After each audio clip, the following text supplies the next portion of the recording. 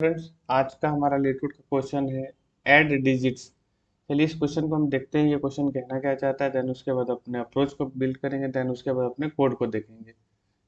तो इस क्वेश्चन में हमें बोला गया गिवन है इंटीजर एरे, मतलब नाम का कोई हमें इंटीजर दिया हुआ है, गिवन है। रिपीटेडली मतलब कोई हमें टास्क परफॉर्म करना है। उसमें दिया हुआ कि add all the digits until the result has only one digit, मतलब उसको हमें तब तक ऐड करना है जब तक उसका जो डिजिट की जो लेंथ है वो वन ना हो जाए। जैसे कि हमें 38 दिया हुआ, तो चलिए हम इसको एग्जांपल के तौर पर यहाँ पर समझते हैं। अगर सपोज कीजिए कि हमको एग्जांपल में 38 दिया हुआ, तो हमको इसको सेल्फ एडिशन करना होगा। अगर मैं 3 + 8 करूँ तो क्या आएगा, 11। ठीक है, ये जबकि स्टार्टिंग में हमें 2 डिजिट में दिया हुआ था।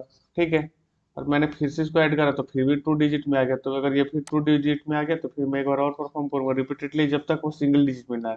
तो 1 + 1 करूंगा तो ये हो जाएगा 2। तो जैसा कि आपको यहाँ पर दिख रहा होगा कि ये सिंगल अब डिजिट में आ चुका है, तो हमें इसी को रिटर्न कर देना होगा। तो हम इसको अगर आउटपुट में देखें तो हमें यहाँ पे भी 2 मिला हुआ है। ठीक है, तो आई होप कि आपको ये क्वेश्चन तो समझ में आ गया होगा। तो चलिए हम इसके अपने अप्रोच को बिल्ड करते हैं कि इसकी अप्रोच क्या होने वाली है। अगर इसकी सिंपल से एक अप्रोच होगी कि अगर मैं अगर सिंपल से बात करूँ तो क्या कर एक वाइल लूप लगा लूंगा और उसमें नम को डाल दूंगा, और उसके मतलब और इसके अंदर एक और वाइल लूप चलाऊंगा, वाइल लूप, और किसी को इसमें एन को नम में स्टोर करवा लूंगा एंड एन यहाँ पे डाल दूंगा। और हाँ, मतलब इसके यूनिट मतलब जैसे कि 38 हमें दी हुई थी, इसको मैं 10 से मोड करूंगा तो इसके 8 आ जाएंगे, फिर 10 से मोड करूंगा तो 3 आ जाएंगे, उसको ऐड करके। मतलब ये तो लॉन्ग प्रोसेस हो जाएगा, इससे टाइम कॉम्प्लेक्सिटी हमारी बढ़ जाएगी। तो हम इसके डायरेक्ट ऑप्टिमाइज सॉल्यूशन पे ही बात करते हैं। तो अगर ऑप्टिमाइज सॉल्यूशन की करें तो हमें पहले एक ऑब्जर्वेशन देखना पड़ेगा। जैसे कि अगर हम मान लीजिए कि हम अगर यहाँ पे काउंटिंग लिखते हैं, हमें अगर कंस्टेंट में 0 से दिया हुआ है, तो हम इसके अगर काउंटिंग लिखें 1 2 3, जैसे कोई नंबर रैंडम नंबर हम लिख लेते हैं 6 7 9 10 13 20। सपोज कीजिए कि मैंने ऐसा एग्जांपल लिया। ठीक है, अगर मैं इसको क्या करता हूँ कि मेरी ऑब्जर्वेशन ये रहेगी कि ये जितने भी सिंगल डिजिट वाले हैं, अगर उस ये अगर वैल्यू में हमारी आती है तो ये तो सिंपल सी यही आंसर हो जाएगी। इसमें तो हमें कुछ नहीं करना होगा। बात रही जब डबल डिजिट है, जैसे कि 10 आ गया, 20 आ गया, 13 आ गया। ठीक है, तो हमें क्वेश्चन में ये है, अगर ये दिया हुआ 2 डिजिट में तो हमें सेल्फ एडिशन करके क्या करना है, उसको सिंगल डिजिट में लाना है। अगर 9 से अगर 10 में जाना तो हमें आंसर कितनी चाहिए, 1। तो अगर ऑब्जर्वेशन ये रहेगी अगर मैं इसको 9 से मॉड कर दूं तो हमारी जो रिमाइंडर कितनी होगी, 1 होगी। क्योंकि हमें 9 से जब भी ग्रेटर जाऊंगा तो वो तो 10 में चल जाएंगे। जिससे कि इसको अगर मैं एग्जांपल करके देखूं 9 से मॉड करके तो इसकी वैल्यू आएगी 4। अगर इसका सेल्फ एडिशन भी मैं करूंगा तो 4 आने वाली है। तो ये आपको ऑब्जर्वेशन इस चीज में दिख रही है। इसको अगर मैं 9 से मॉड करूं तो इसकी 9 × 10 मतलब ये 2 आने वाली। और इसके अगर मैं सेल्फ एडिशन भी करूं तो ये भी 2 आने वाला। तो आपको ये चीज दिख रहा होगा कि मतलब 9 से मॉड करने पे हमारी वैल्यू मिल जा रही है। तो ये ऑब्जर्वेशन आपको एक बार ड्राई रन करके देखना पड़ेगा, आपको ये पता चल जाएगा कि क्यों क्यों आ रही है। ठीक है, तो चलिए इस क्वेश्चन को ये जो मैंने लॉजिक लगाया उसको तो इम्प्लीमेंट कर सकते हैं।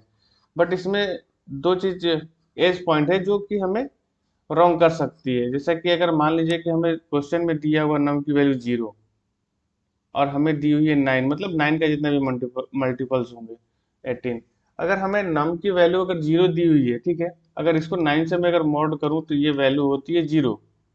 ठीक है, तो मैं यहाँ पे अगर रिटर्न कर दूं 0 को तो हमें कोई इशू नहीं होगी। ठीक है, अगर मान लीजिए अगर इसको मैं 9 से मॉड करता हूँ और इसका वैल्यू कितनी है कि 0, अगर इसको मैं रिटर्न करता हूँ 0 तो ये हमारी गलत होगी।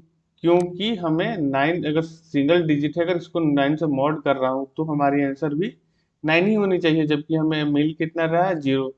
अगर इसको अगर मैं 9 से मॉड करूँ तो ये डबल इक्वल टू 0 ये रिटर्न करूंगा तो हमें क्या मिलेगी, 0। लेकिन हमें तो चाहिए थी 9। ठीक है, तो हमारी ये कंडीशन ये रहेगी कि अगर नम की वैल्यू अगर 0 होगी तो हमें कोई कुछ नहीं करना, बस हमें 0 को रिटर्न कर देना। अगर ये 9 के मल्टीपल में होगा तो हमें कुछ नहीं, बस 9 को ही रिटर्न कर देने का। और बाकी हमें क्या करना पड़ेगा, जो हमने वहां पे अप्रोच में देखी थी, नम मॉड 9। ठीक है, चलिए इस क्वेश्चन के कोड को करते हैं। तो हमारी जो पहली कंडीशन क्या थी कि इफ नम जो है डबल इक्वल्स टू अगर जीरो है तो हमें कुछ नहीं करना है, बस हमें जीरो को रिटर्न कर देना है। ठीक है। एक और कंडीशन जो हमारी थी, नम को अगर मैं मॉड 9 करूं और ये जीरो आता है तो हमें सिंपली क्या करना है, 9 को रिटर्न करना है। और जो हमारा जो कॉमन पार्ट था नम, और उसको अगर मैं मॉड से 9 करके रिटर्न कर दूंगा तो आई होप कि मतलब ये हमारा आंसर दे देगा। तो चलिए हम इसको रन करते हैं। अगर मैं यहाँ पे रन करता हूँ तो हमारा जो आंसर है एक्सेप्टेड हो गया। चलिए इसको सबमिट भी कर देते हैं। मैंने इसको सबमिट कर दिया, सक्सेसफुली सबमिट भी हो गया। आई होप कि ये क्वेश्चन आपको और आपका ये अप्रोच सोल्यूशन सारे चीज समझ में आए होंगे। मिलते हैं फिर नेक्स्ट वीडियो में, तब तक के लिए जय हिंद।